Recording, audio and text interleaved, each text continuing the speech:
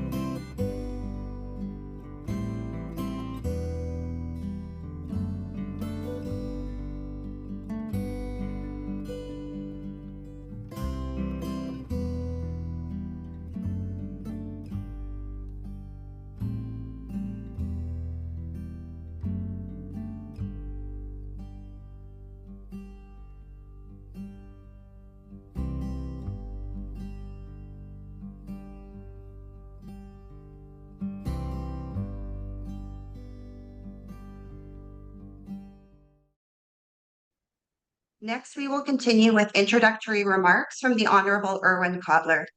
Professor Kotler is an international human rights lawyer and the founder and international chair of the Raoul Wallenberg Center for Human Rights.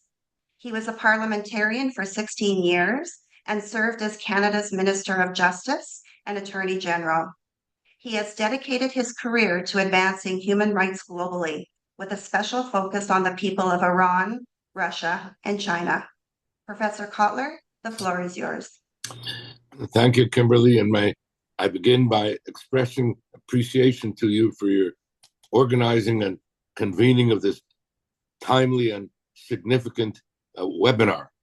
Timely and significant because transnational repression has emerged as a standing threat to our democracies and, as the video showed, to individuals within those democracies. 5 years ago, I spoke of us experiencing a historical inflection moment, one characterized by a resurgent global authoritarianism, the backsliding of democracies, assaults on human rights, political prisoners as a looking glass, and the whole amidst a culture of impunity, and where Magnitsky sanctions had emerged as an effective antidote to that culture of impunity. Today, 5 years later, and as you aptly summed up, Kimberly, we are witnessing not only this resurgent global authoritarianism, but now in an intensifying, concerted axis of evil, represented by Russia, China, Iran, and their proxies. And where this axis of evil, amidst an increasingly polarized set of democracies, engages more and more in the phenomenon of transnational repression. And this phenomenon of transnational repression constitutes a standing assault on the rules-based order, an assault on our sovereignty and security as democracies, and as the video showed, an assault on the citizens of those democracies and those who are there either as leaders of diasporas, exiles, and the like. And so when we look at this phenomenon of transnational repression, we have to appreciate that it is not just limited, as it is sometimes held out to be, to foreign interference in the electoral process, as an inquiry now taking place in Canada demonstrates.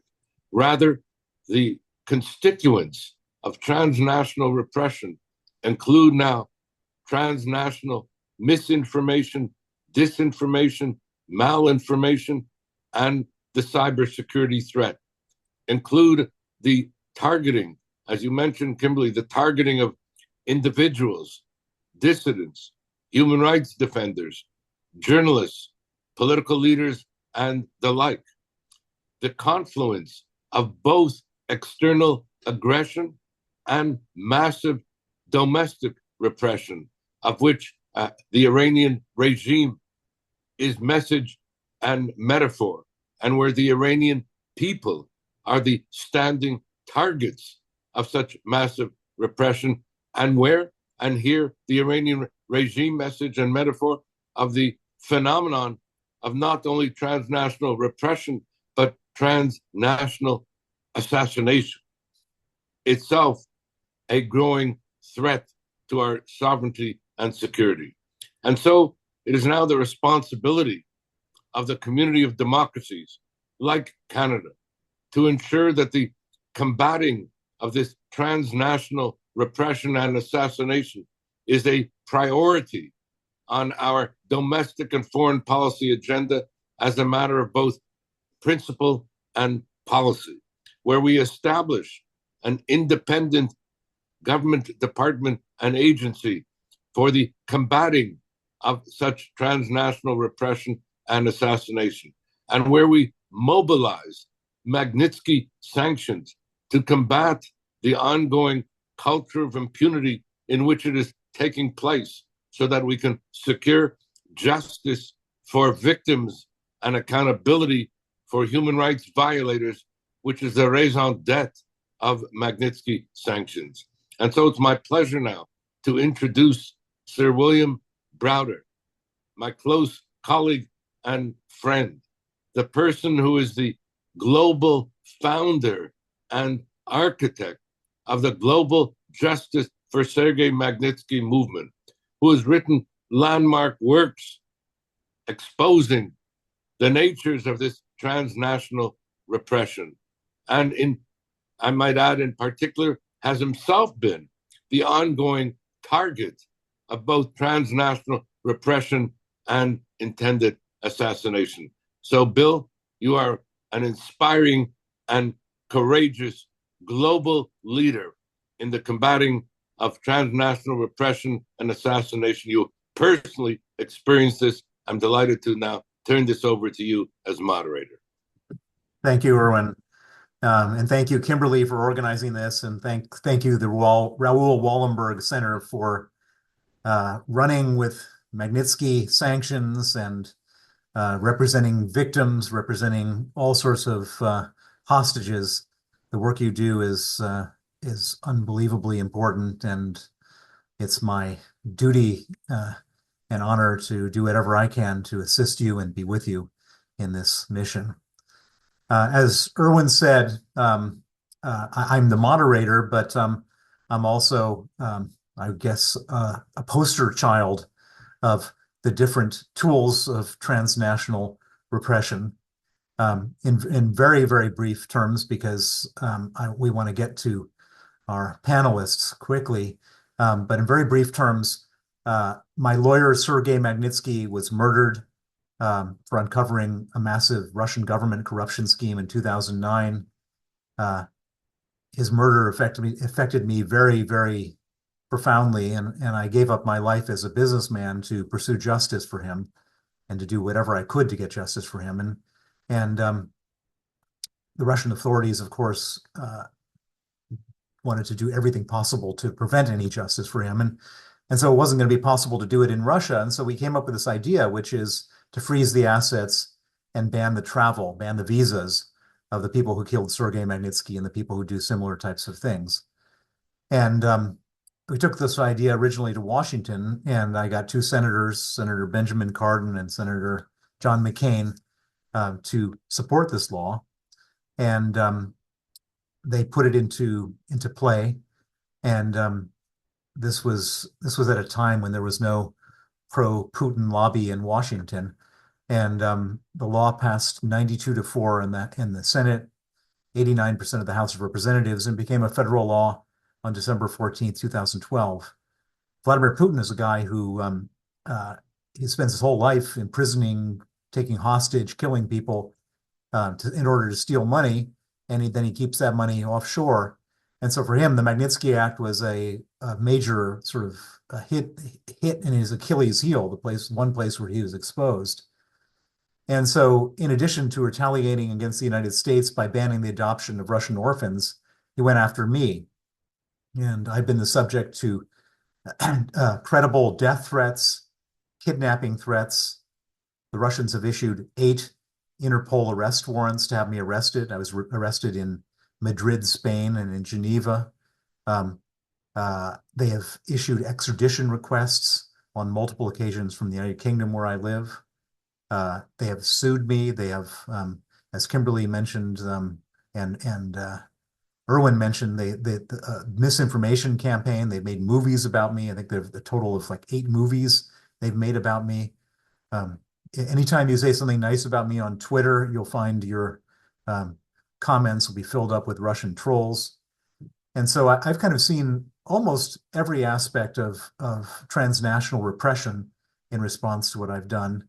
And it's not pleasant at all. And now, of course, I'm not alone in this in this victimhood. There's been many, many others, and we have an unbelievably strong panel today to share experiences and to share stories and to talk about what can be done about it. And I'm just going to briefly introduce the panel, and then I'm going to ask each of the panelists to tell stories from their perspective of transnational repression.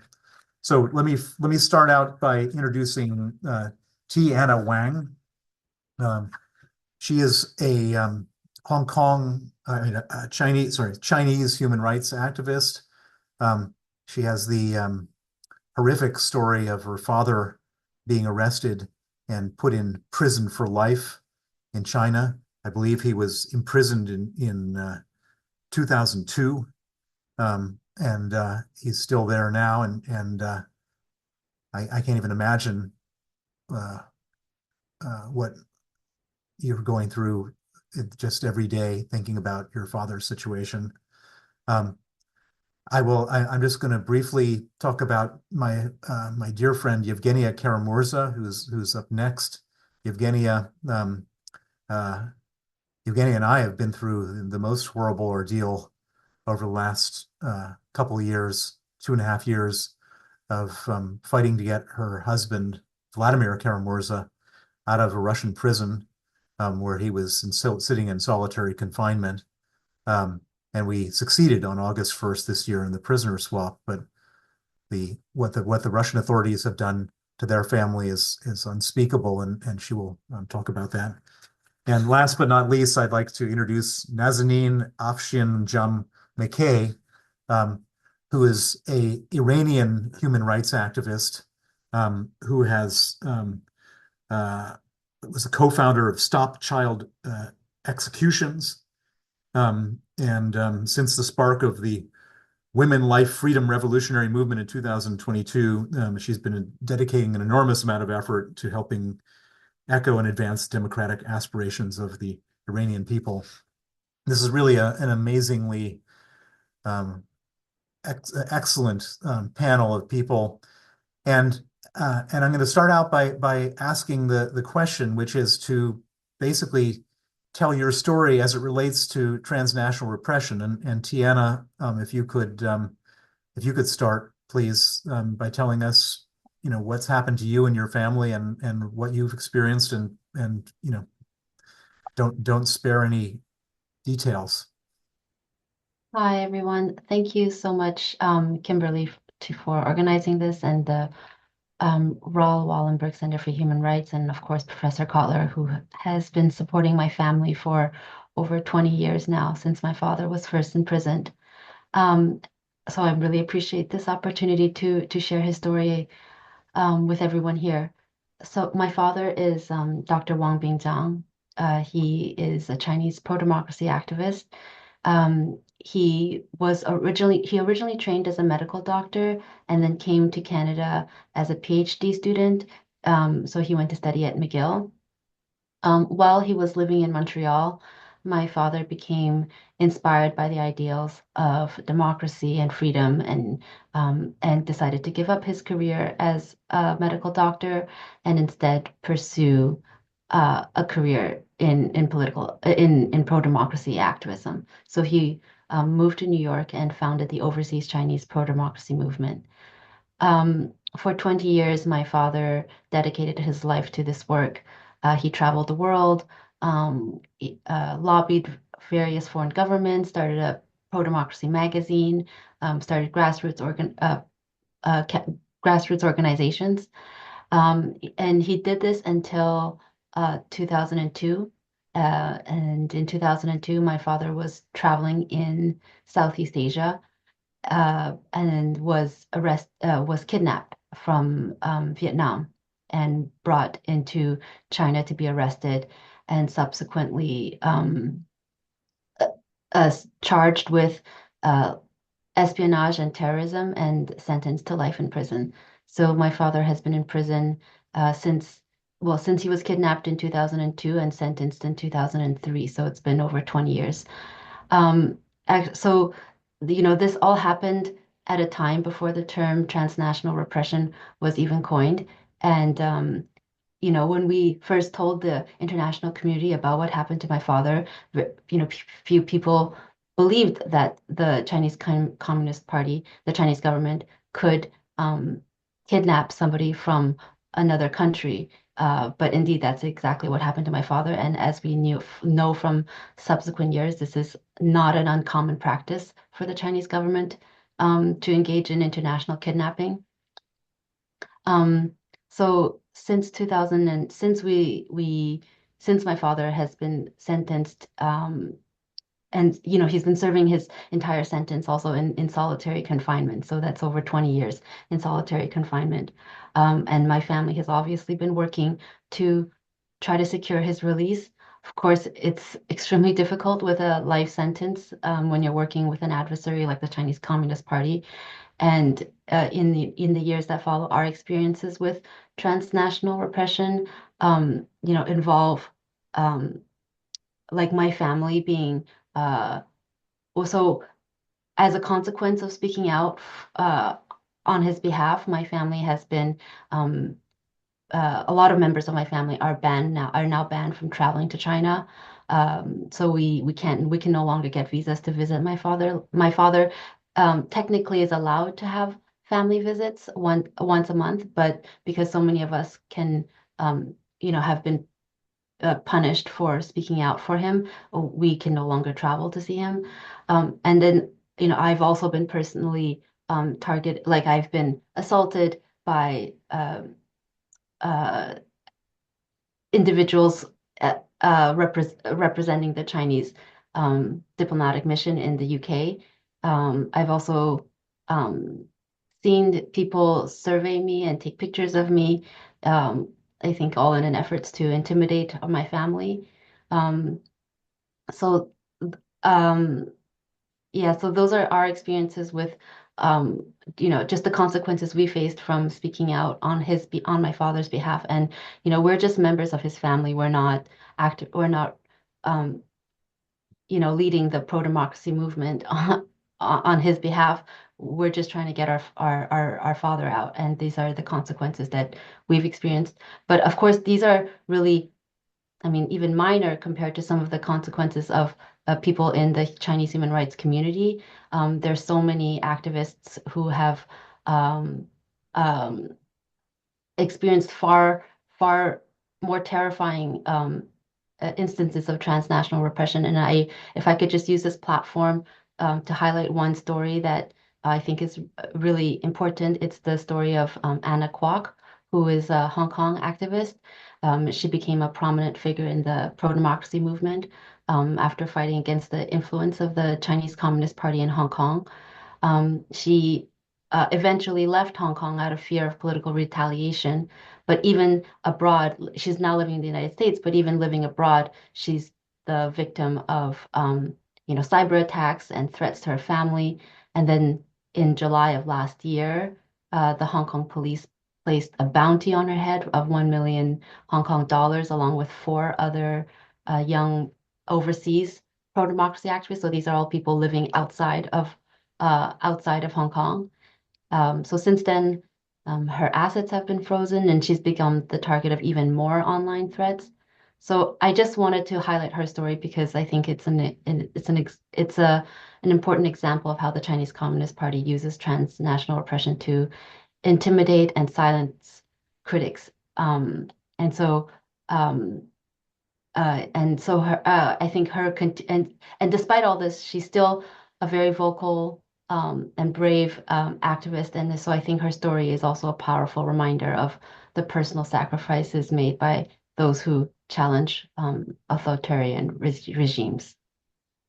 Tiana, thank you for that really powerful testimony. And I just can't even imagine what it feels like to have your father sitting in solitary confinement for 20 years. It's just the most awful, awful thing. And we'll come back to your story in a few moments. But let's go on to some of the other panelists.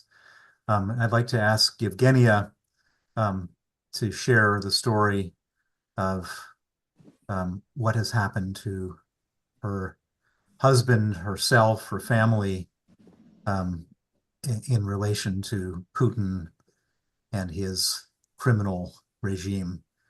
Evgenia, I've heard you speak many times, and perhaps many other people have. But please tell us the details of how you and Vladimir have been targeted?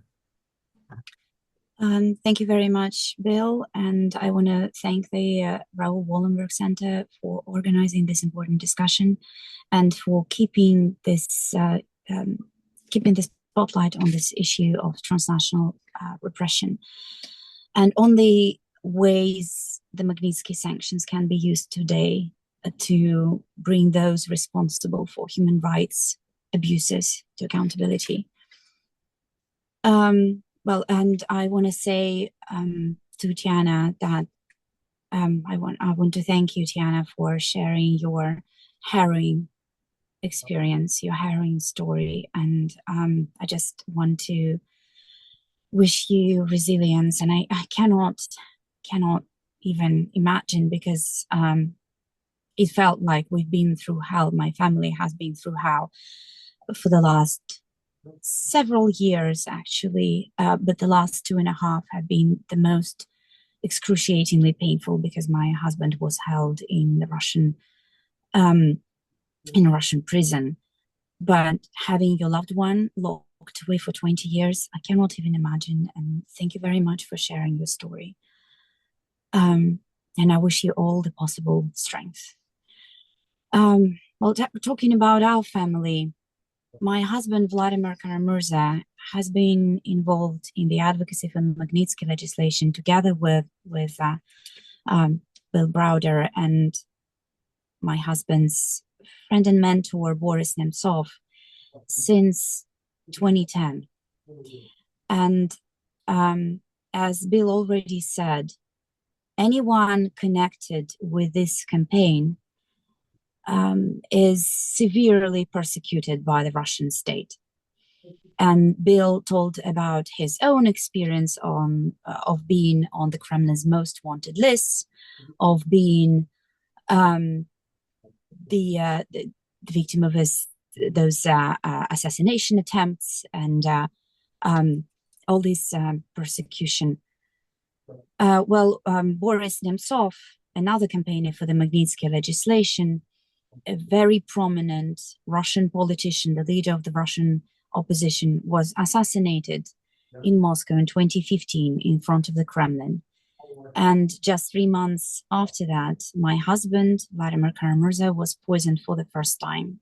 He ended up in a coma with a multiple organ failure, and it took him over a year to relearn how to walk and hold a spoon. Vladimir refused to abandon his fight. He refused to abandon this campaign, and he went on and returned to Russia to continue the work. And the story repeated itself in 2017, when he yet again ended up in intensive care, in a coma, with yet another multiple organ failure. And again, it took him a while to get back to normal. And well, first of all, he was lucky enough to survive. And then it took him a while to get back to normal. And yet again, he refused to abandon his fight, and he continued. In February 2022, the Russian government launched a full-scale war of aggression against our closest neighbor, against Ukraine. And since then, since February of 2022, any kind of anti-war and anti-government speech in the country is harshly punished, very often with Stalin-era prison terms of 20, 25 years. Vladimir continued speaking out against the regime and against the war in Ukraine. And in April of 2022, he was arrested, and a year later was sentenced to 25 years for high treason, as the regime called it. Vladimir's public speaking was seen as a threat to the national security of the Russian Federation, and was seen as damaging to the image of the Russian Federation on the international stage. Not the Kremlin's war of aggression against Ukraine, not repression inside of Russia, but my husband's talking about it and denouncing these things is seen by the Russian government as damaging to the image of the Russian Federation on the international stage. My husband was also labeled as a foreign agent, basically a spy, was accused of being affiliated with an undesirable organization, and any human rights organization in Russia nowadays is seen as undesirable or a terrorist or an extremist organization. So he was sentenced to 25 years of strict regime, and for the last 11 months he'd been kept in solitary confinement. We fought for his release, and thanks to the efforts of so many people around the world and so many organizations, including the Raoul Wallenberg Center for Human Rights and Bill Browder, we were successful in getting him released, together with 15 other people held hostage by the Russian regime. And these 16 people included 8 foreign citizens and 8 Russian political prisoners, which was an amazing message of solidarity with Russian civil society that is doing everything to fight back, to fight the regime of Vladimir Putin, seeing it as a threat to the entire world. And talking about transnational repression, I want to say one more thing. I just come from the Halifax International Security Forum, where my husband moderated a panel on the link between democracy and security. And that panel, that excellent panel, included Leopoldo Lopez, a Venezuelan activist and former political prisoner. It included Svetlana Tikhanovskaya, the president-elect of Belarus and the wife of a Belarusian political prisoner, Sergei Tikhanovsky. It also included Masih Alinejad, an Iranian activist for women's rights, and she is herself, she lives under threat of an assassination plot by the Iranian regime. It also included Jeffrey Ngo, an activist from Hong Kong. And as I already said, the panel was moderated by my husband, this traitor and foreign agent associated with undesirable organizations, and someone who's been persecuted by the Russian government since 2015, at least. And all of these people sitting there, they came from different parts of the world. They spoke different languages. They looked differently, but they all sent the world the same messages about the direct link between democracy and security, the direct link between human rights and democracy. And wherever democracy is under threat, human rights are under threat as well. And I think that this fight for human rights, for accountability for these human rights violators, is becoming global in today's world. And that panel that my husband moderated and today's panel are the best examples of it. We're fighting the same fight wherever we come from, however we look like. And I think that it is very important that just as dictators seem to be coming together and joining efforts to attack us, we are also joining forces to fight back. And I am very glad and I'm very privileged to be on this panel today to talk about this important topic of transnational repression. Thank you very much. Evgenia, thank you so much for that. It's every time I hear the story, I feel sad and I feel angry, and I feel like we have to do more and we will do more. The one part of that story which is there is a happy ending to the story, which is that Vladimir was released on August 1st, and I can't even begin to express the feeling of relief and joy having Vladimir out of prison. But a lot of people haven't been so lucky. And as we were watching that introductory slideshow.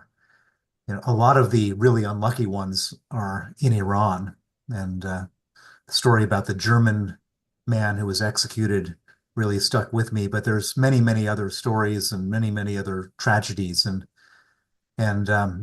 we're very fortunate to have Nazanin here to share with us her perspective and what the Iranians are doing, and tell us what's going on there, because I'm sure it's no better than my worst impressions, but we'd love to hear from you now.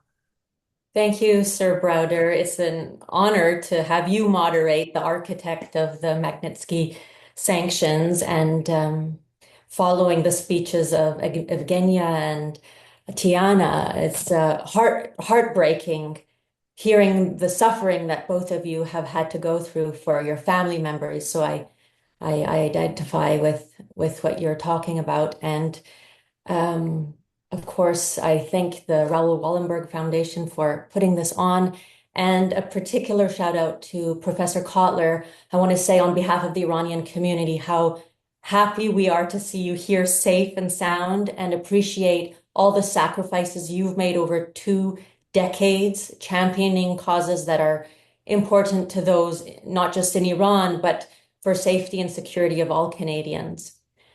So as to the question, transnational repression is a real issue of concern for diaspora communities and is affecting their sense of security and safety in their newfound homes. Throughout my 20 years as an activist, I have had hundreds of Iranians confide in me their concerns about regime agents in our midst here in Canada, the fear they hold, and the frustration of being aware of laundered money being brought in by the regime affiliates and their families to live out these lavish lifestyles with impunity. In fact, a news piece by a journalist with Global News, Negar Moshtahedi, she reported over 700 regime affiliates are here in Canada. And sadly, it's become a running joke in Iran that Canada is the biggest safe haven for regime officials and their families. Seeing them here in Canada is very upsetting and triggering, to say the least. Those that escaped Iran are re-traumatized over and over by this.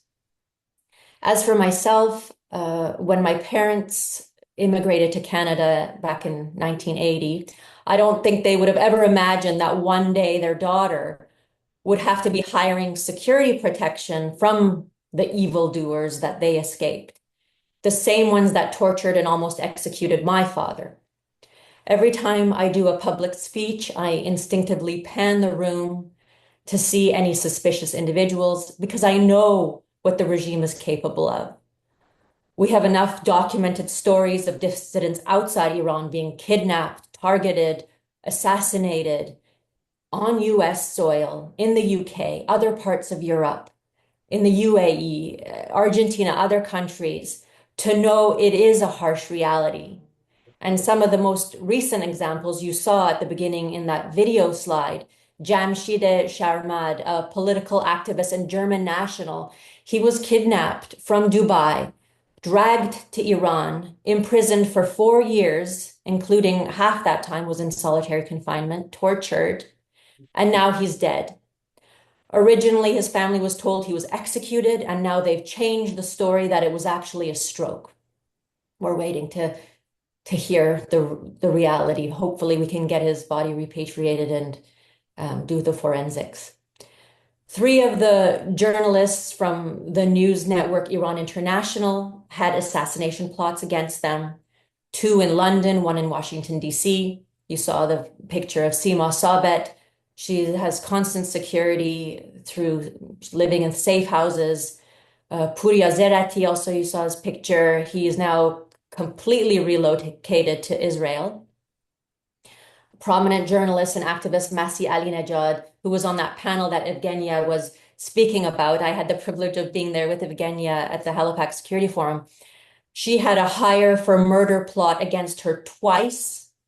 The same thugs that were going to carry out the assassination plot on President-elect Donald Trump by the regime.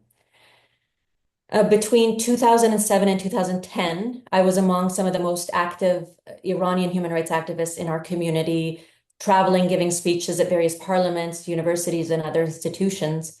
At that time, I ran the Stop Child Executions organization.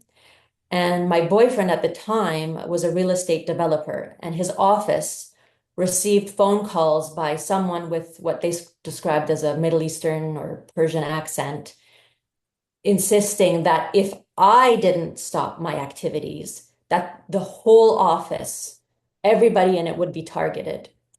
So this not only affected me, but there was now that added pressure that my loved ones and their work colleagues could be in danger.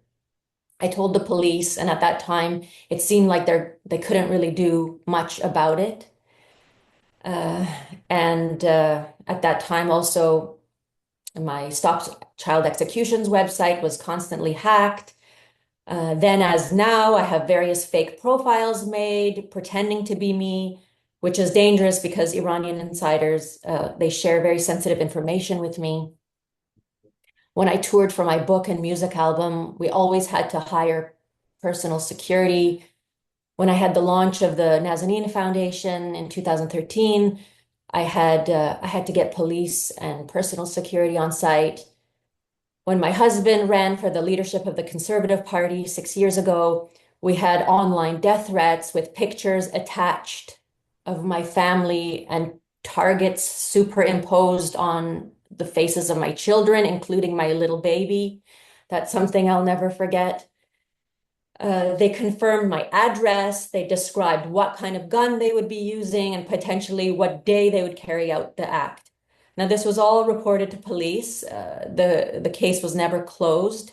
The RCMP was also informed, but because my husband was no longer a sitting MP, they would not take it on. We were forced to hire personal security for months, amounting to hundreds of thousands of dollars. And to this day, we don't know where the threats were from, but without proper investigation, we'll never know, and which emphasizes the need for proper investigation and enforcement mechanisms in a timely manner. I continue to be subject to defamation online, trying to tarnish my reputation, my credibility. It's a famous tactic used by regimes, the regime's very strong cyber army, trying to plant seeds of confusion and distrust about me and other prominent members of the opposition.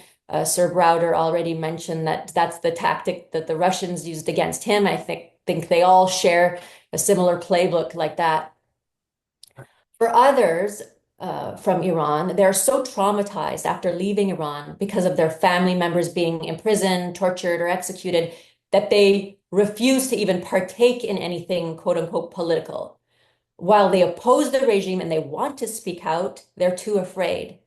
And they're afraid because there's been so many stories of people being harassed. I know people that the day they have said anything against the regime publicly in a rally or on the news in Canada, the very next day, the family inside Iran gets a visit from a regime official harassing them, intimidating them, giving them warnings, including members of my own organization, Iranian Justice Collective. The family members are shown pictures or video recordings of the individuals, so we know they're conducting surveillance here on Canadian soil. As we all know too well, the regime has no reservations imprisoning family members of those that oppose them too. And recently it was exposed in the news that the regime had hired the Hells Angels in Canada to carry out an assassination plot on an American soil on a couple living in Maryland, Washington for $350,000. And similar bounties have been set on Iranians in Europe by hiring organized crime units from Eastern Europe. And if we have just 2 more minutes, I want to share a quote from the Toronto Star from one of my friends, which sums up this whole segment perfectly. She's a fellow human rights advocate. Her name's Lily Pourzand. She shares her experience seeing the picture of the man in charge of her own father's torture in Iran, exercising freely in a gym just 5 minutes away from her home. She said, Morteza Talai was a member of the Islamic regime's police force. but not just any member. He was Tehran's police chief when the Iranian-Canadian photojournalist Zahra Kazemi was arrested, tortured, and murdered at Iran's Evin prison in 2003. The combination of rage, disappointment, helplessness, and insecurity flared up in my heart. I felt my self-identity as a refugee woman who fled her homeland to seek safety in Canada instantly hijacked. Then she goes on into detail about the kind of torture her father was subjected to, including chemical burning. And then she says, the painful reality is that many Iranian Canadians, including myself, have repeatedly tried to alert the Canadian government across parties to the fact that Canada has become a safe haven for the murderers of the Islamic Republic. Officials have met with many of us individually and in group settings, and little was done.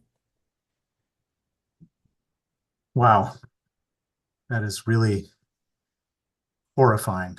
What a horrifying set of stories and events, and hard to even process. So all of these things, you know, there's sort of one common denominator, as Nazanin said. There's a playbook. These guys all do the same thing. They have a playbook. And we've gone through all the different types of plays that they make. Going after family members, threatening people, hiring proxies, all this kind of stuff. But we have a playbook. We have a playbook which started, as I mentioned in my introduction, in 2012, which is the Magnitsky Act. And the Magnitsky Act doesn't just apply to Russian human rights violators. It applies to human rights violators everywhere. The Global Magnitsky Act was passed in the United States in 2016, in Canada in 2017, in the UK in 2018, in the EU in 2020, and Australia in 2021. And the Global Magnitsky Act allows Western governments to go after that people like that guy, the head of the Iranian or the Tehran police force that was torturing the photojournalist by kicking them out of Canada, by freezing their assets, and so it's a tool. But I'd like to sort of go through the panel, maybe starting with Nazanin, since it's so fresh in our mind, that story. But how would you like to see the Magnitsky Act used to basically have a counterweight to all this nastiness, and what's been your experience, and how could it be used better, and any other thoughts on that? I think the Magnitsky sanctions are an incredible tool, with the caveat if it can be properly enforced. I was rereading my testimony that I made before the Subcommittee on International Human Rights in Canadian Parliament from 2007, and I was calling for asset freezes and travel bans and economic restrictions on regime officials then, before these sanctions had a name or were qualified under Magnitsky. And I'm so pleased to see all the progress in that area. And when you name something, it becomes more official and a structure of procedures can be worked out. So I'm so pleased that you took that initiative, Sir Browder. It's really incredible. You and Erwin Kotler and Brandon Silver and Vladimir Karamuza and all of you made it materialize. So thank you for that. Magnitsky-style sanctions are great because of their very targeted nature in penalizing those responsible for human rights abuses or corruption. And they're not blanket sanctions that could potentially harm the wrong people. For example, we in the Iranian community have been pushing for years to have the IRGC listed on the terrorist list in Canada, which we achieved, but we're already getting some pushback from those that had been forced into conscription in Iran to army service or somewhere placed into the IRGC. Now, there's ways around that, but targeted Magnitsky-style sanctions, they focus on the individuals that have been carefully considered. What I love about it is that it's like it sends alarm bells to those regime affiliates in Iran to think twice before they want to beat another woman on the head for not properly wearing the hijab. Make them think twice about raping or torturing them or blinding them with rubber bullets. It acts as a great deterrent, a deterring message that you cannot continue carrying out human rights abuses and crimes against humanity with impunity. And if many countries adopt Magnitsky, which I hope and pray, then they can all share the databases and share intelligence, which would make the entire process more efficient, more streamlined. So I think it really is a wonderful tool. And I guess the setbacks is that there isn't yet proper enforcement. Yeah. I know that we've sanctioned about, I think, 400 Iranian regime affiliates in Canada, but I haven't seen much action. I know for certain that one man has been deported, one is waiting a deportation, and I think there's 16 others at least that are waiting for hearings, which is better than nothing, which was nothing back then, but now we're starting to see some movement. And I've heard also there's been criticism in that sanctioning has been slow and inconsistent. So what we definitely need is more resources allocated to make sure we are enforcing them, more police dedicated to this, more training for border services agents and CSIS. And I think an emphasis should be made on culturally sensitive agents who understand the who's who in the IRGC networks.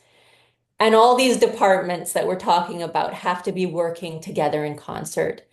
And this applies to as they deal with financial institutions to trace the illicit flow of dirty money. So those are just some of my initial thoughts.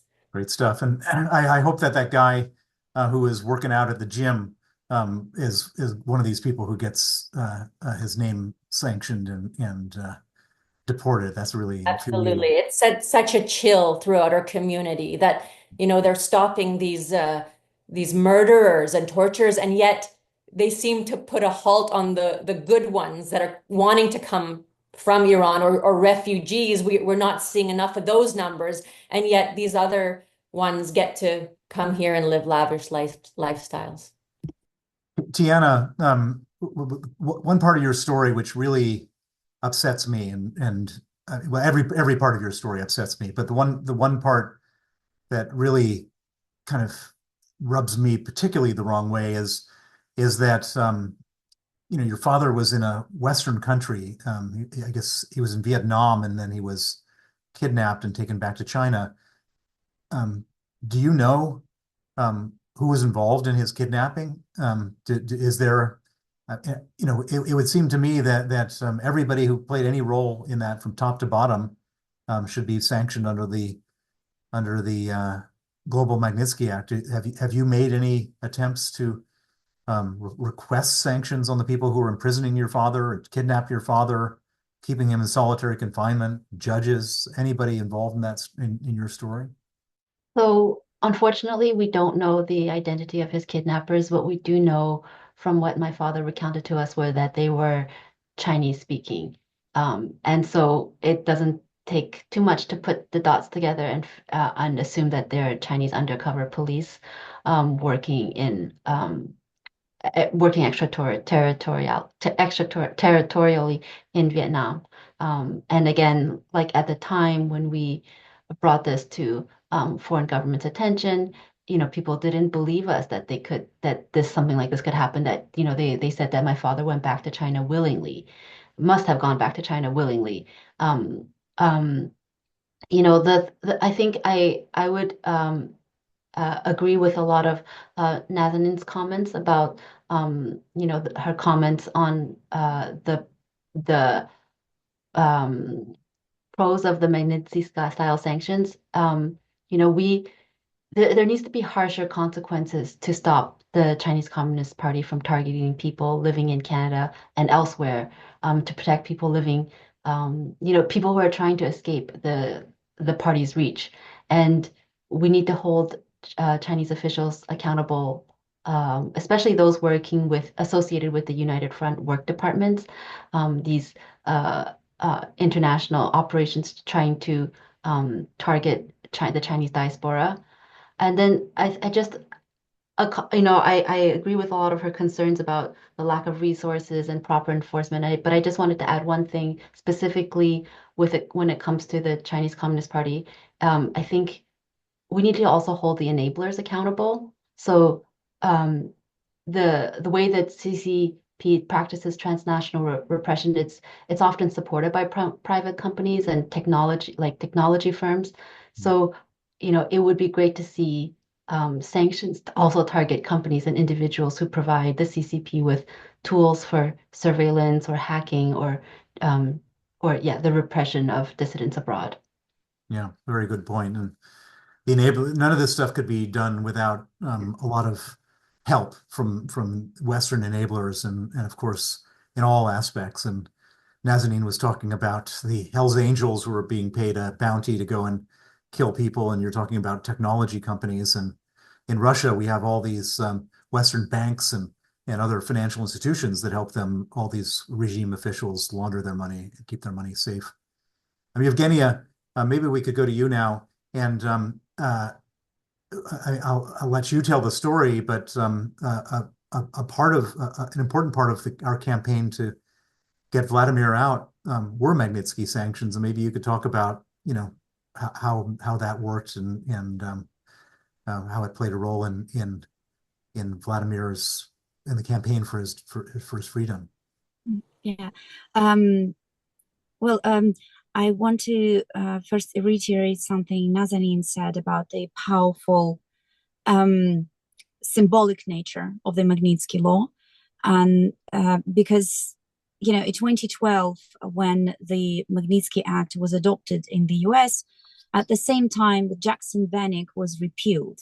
So instead of applying those blanket sanctions against the entire country, the United States decided that it would be more efficient and fairer to go after the specific human rights violators.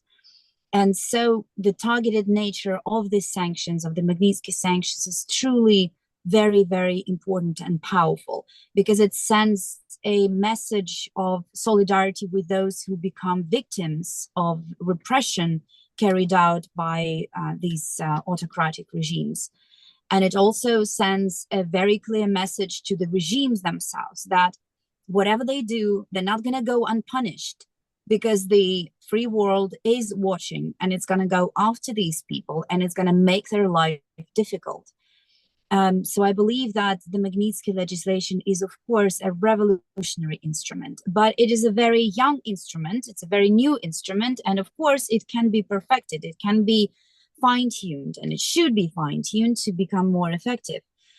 And I think that in order for the Magnitsky legislation to be really efficient, these sanctions should be properly enforced and coordinated. And only then can they become a powerful deterrent to others. Because, so far, 35 countries and jurisdictions have the Magnitsky legislation. And yet we see that sometimes sanctions are adopted by one country, but are not adopted by another country. So this person who is sanctioned, let's say in the European Union, just moves all of his assets to, say, the United States or to Canada, or the other way around. So I think that in order for these sanctions to be really effective, they need to be coordinated by all the countries that already have the Magnitsky legislation. Of course, there is another thing. I remember how after the adoption of the Magnitsky legislation, Vladimir was advocating for the to have the head of Russia's investigative committee be added to the list. And it took him almost 10 years to have this accomplished, even though this person is responsible for grave human rights violations. And it is widely known that he was himself threatening with death people, and just he took a journalist to the woods and threatened him, to murder him, and yet he was not sanctioned. It took years and years to have him added to the list. This should not be the case. And Bill, you mentioned how we campaigned for the introduction of the Magnitsky sanctions against the perpetrators in my husband's case.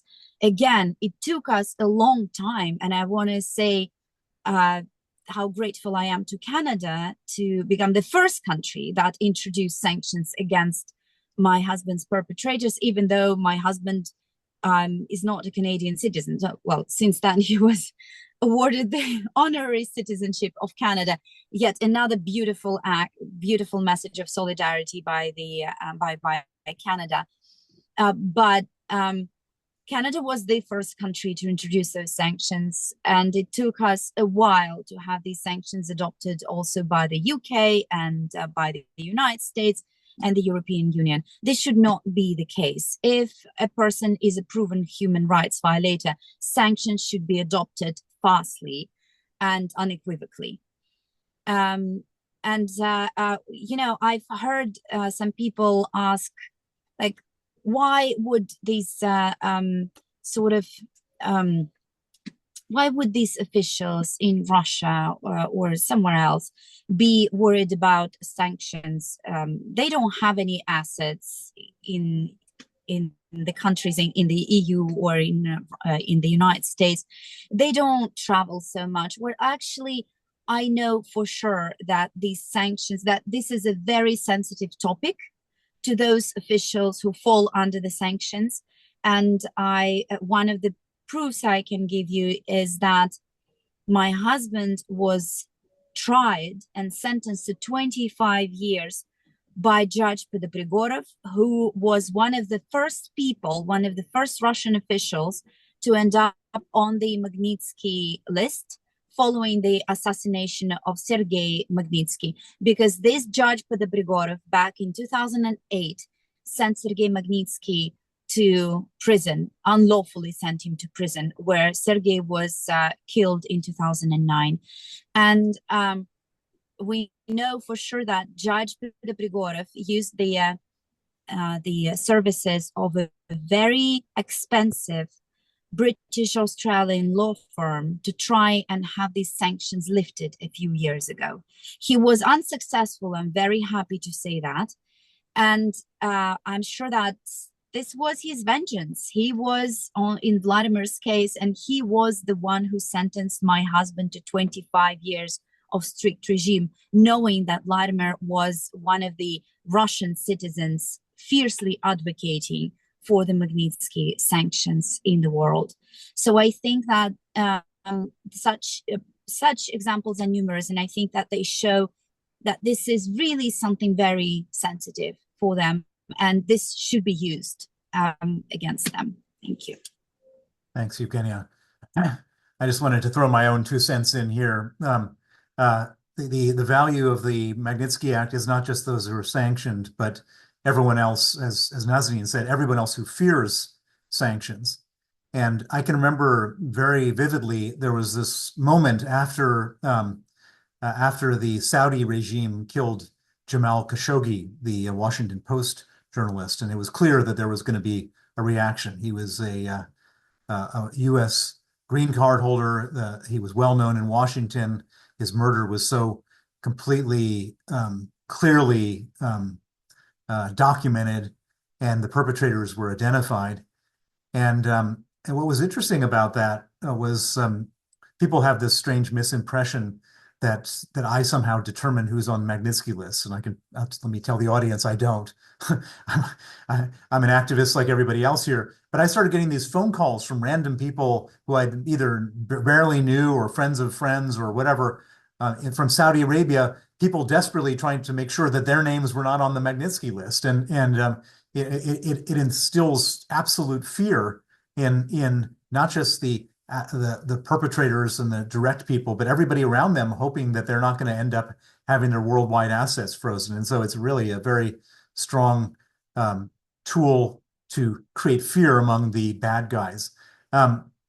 so we talked about Magnitsky, and we've talked about a lot of really terrible things that have been happening to our three panelists, and but I kind of want to open this up a little more of a brainstorm, because I'm sure all of you have ideas. But what else, Nazanin, starting with you, what else can the Canadian government do, the U.S. government, any government do to stop this? What tools, what other tools are there? What should be done? What have you advocated for? What should we be shouting for on this call? And share whatever you think else should be done for you, for your colleagues, for other victims, because this is we all need good ideas to push here. Mhm.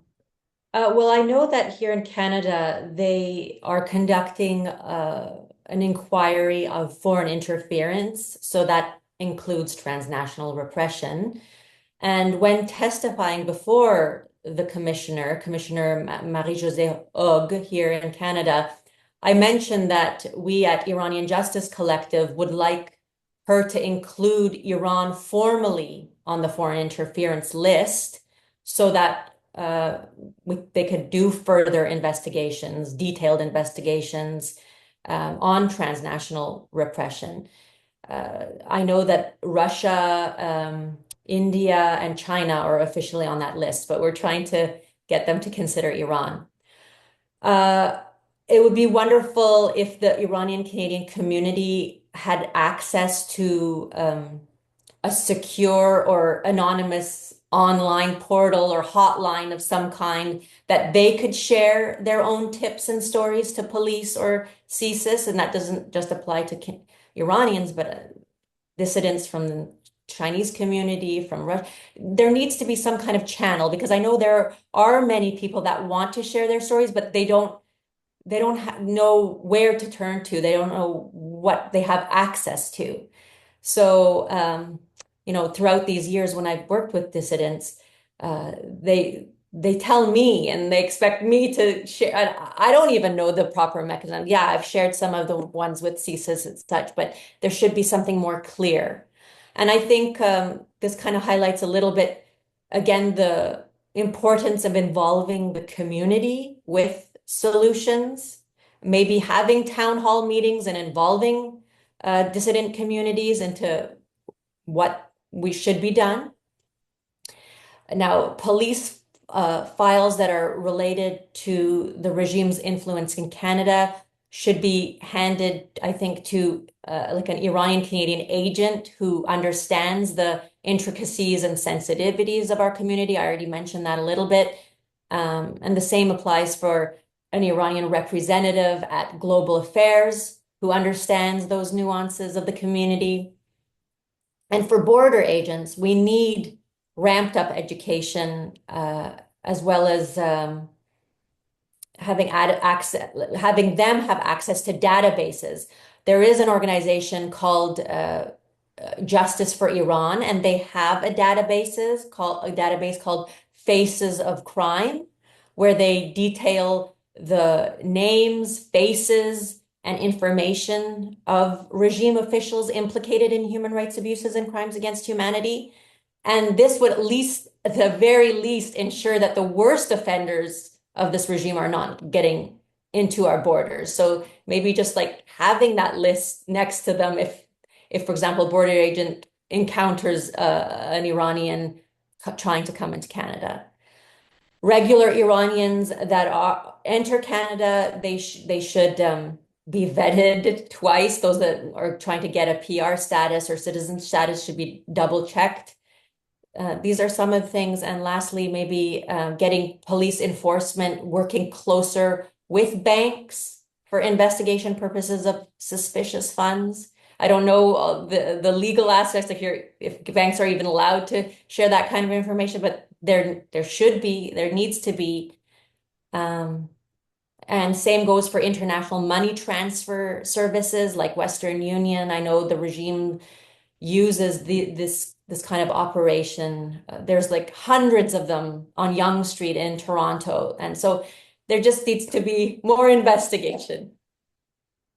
Okay, so Yevgenia's got to leave in a couple minutes, so I'm going to go to Yevgenia next. What else? What else can the you lived in Washington. You spent a lot of time in London, and what else can the government, the U.S. government or the British government do to protect you, protect Vladimir, protect other Russian dissidents? There's been poisonings and other types of things. And this sort of open brainstorming. So any ideas you have would be great to hear. Well, first, Bill, I would like to add to your story about how the Magnitsky can be used as a deterrent. We have been talking with Ukrainian activists, and we work with them, and they say that every time Ukrainian POWs return home, they return home in absolutely horrendous state. Of course, they're starved, they're tortured. Unthinkable things are done to them, and they actually return like survivors of concentration camps. That's how they look when they if they return home. And what we heard from the activists is that in one particular case, after one group of Ukrainian POWs returned in an atrocious state home, they threatened with the imposition of sanctions. They threatened these specific authorities in these penitentiary institutions where these people were held. And they told us that the next group came home in a slightly better state already. So it does work. And I think that we need to continue using this.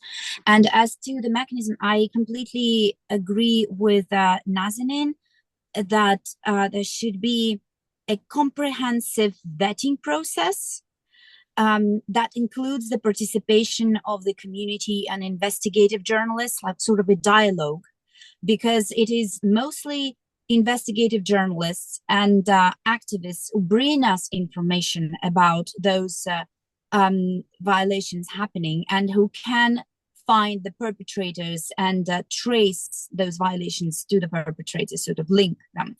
And I think that the dissident community should be involved in this process, or there should be they need to know who they can talk to, who they can bring this information to, and they should know how the whole process works, so that they know what kind of information is needed there.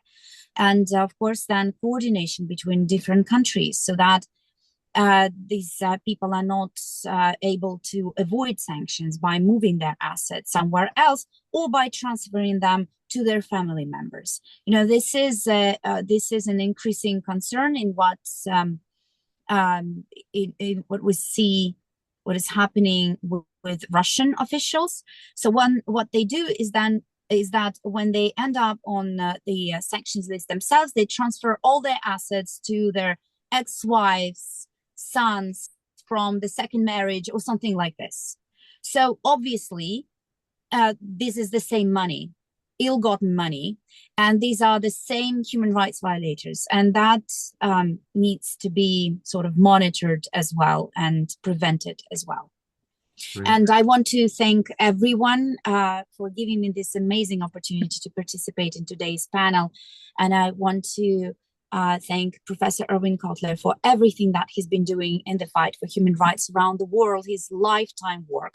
And to you, Bill, for having been an amazing human rights warrior and my dear friend, and for helping me so much in my fight.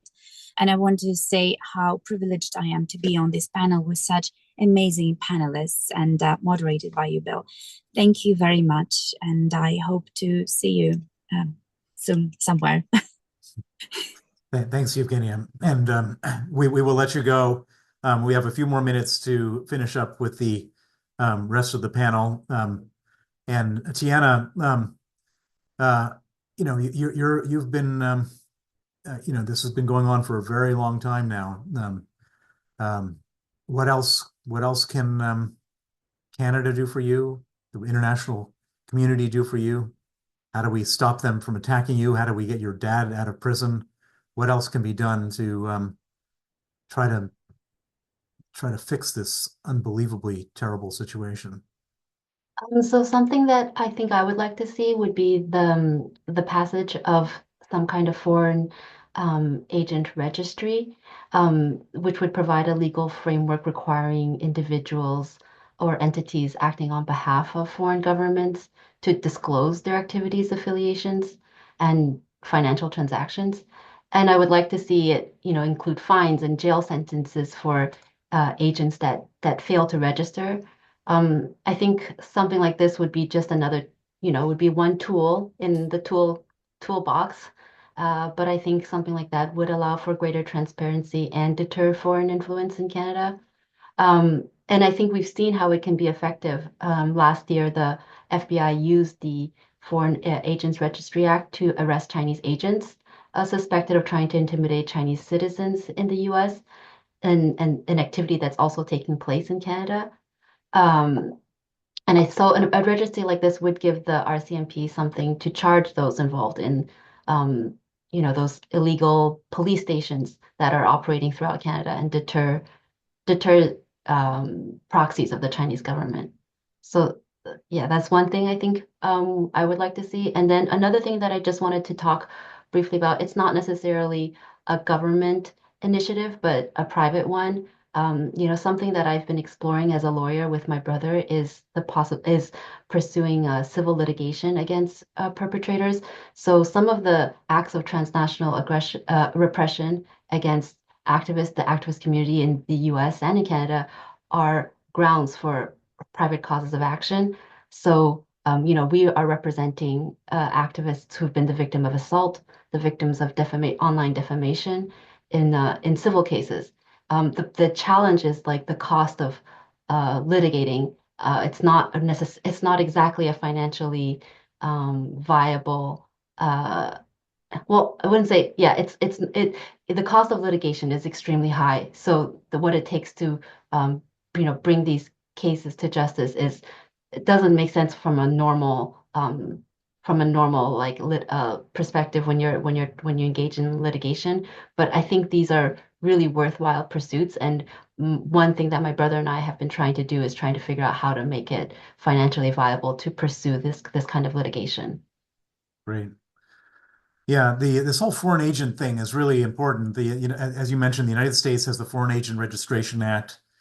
It was passed, I think, during the Second World War, when the Nazis were busy buying up lobbyists to lobby for their interests, and people said, "Wait a second, well, how can we be at war with these people and have them lobbying?" And so then they created this law, and of course, we're now in hybrid war with all sorts of other evil regimes, and they're actively, in the United States at least, has this FARA legislation, but as you mentioned, Canada doesn't have it. The United Kingdom doesn't have it, and various other important European countries don't have it, and that does put people on the spot, and it's very helpful when all of a sudden you find out that somebody has registered as a lobbyist for such and such or whatever, or hasn't registered, and then they end up getting into trouble, as you mentioned, those people in the United States. So that's very important.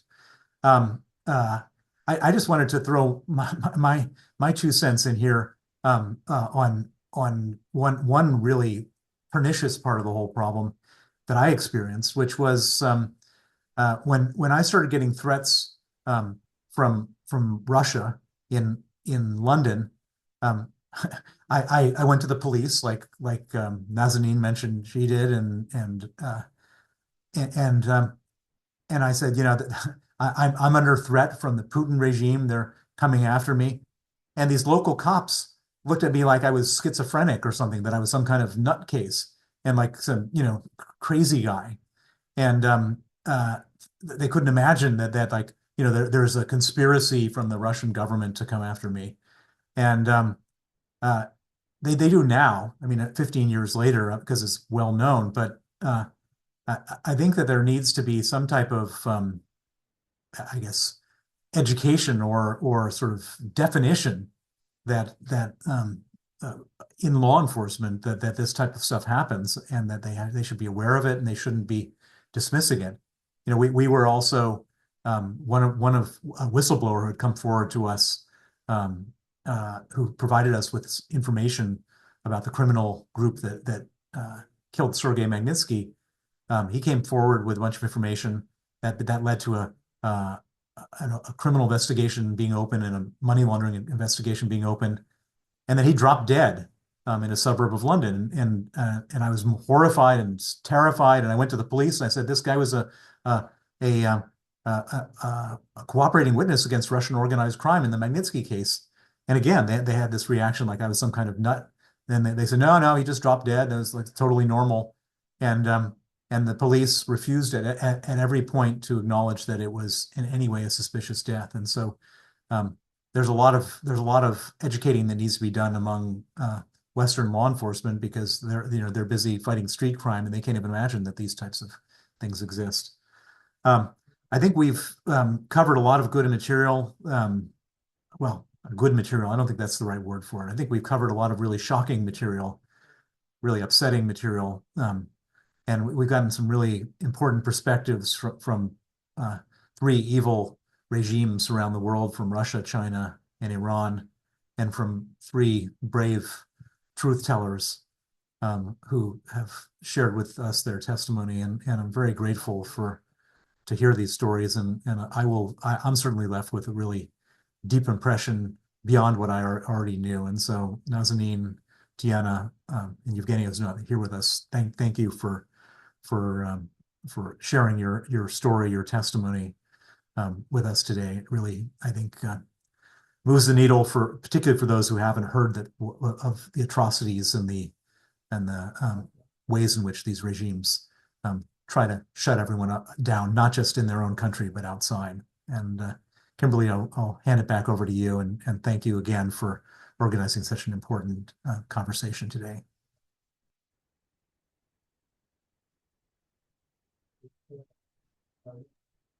Thank you so much. I just would really like to take a moment to express my deep gratitude to Tiana, Evgenia, Nazanin, Bill for moderating, and Erwin, of course, for courageously sharing your stories and insights, and really, truly inspiring us all to take action. It's together that we can make a difference. And I really appreciate you taking the time to continue this conversation. Thank you as well to our partner organizations for your support of this event. I also want to thank you, our audience, for your engagement on this critical issue. I encourage us all to take these insights forward and continue working together to create actionable change. We invite you to complete our post-event survey, which will be distributed by email shortly. We're deeply committed to offering events that build community and move the needle on human rights at the Wallenberg Center.